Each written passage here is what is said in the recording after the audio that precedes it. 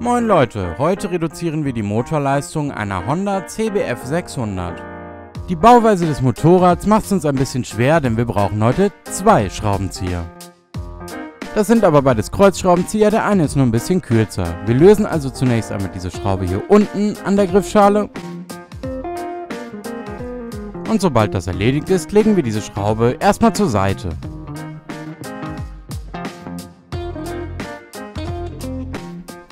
Jetzt nehmen wir das lange Werkzeug zur Hand und machen das Ganze mit der zweiten Schraube unten. Man erkennt schon, dass sich so langsam jetzt das Oberteil der Griffschale von dem Unterteil löst.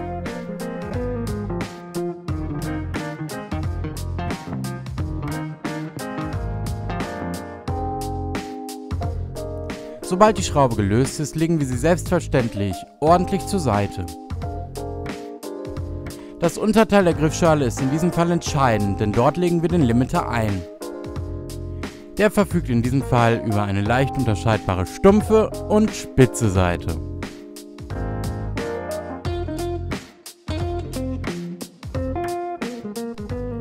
Wir nehmen die Griffschale nun ein bisschen nach unten und legen den Limiter genau so rum, genau hier ein.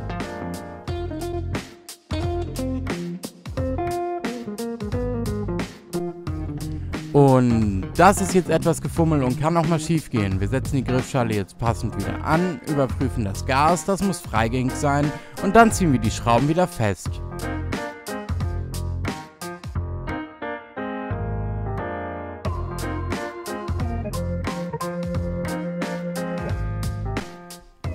Das Gas ist freigängig und der Limiter tut das, was er am besten kann, er reduziert den Gasweg. 1 Minute und 50 Sekunden haben wir gebraucht. Der Limiter ist montiert, jetzt brauchen wir nur noch unser Teilegutachten, begeben uns zum TÜV oder zu der DEKRA und lassen den ganzen Kram zu. In diesem Sinne, viel Spaß beim Fahren und always ride safe!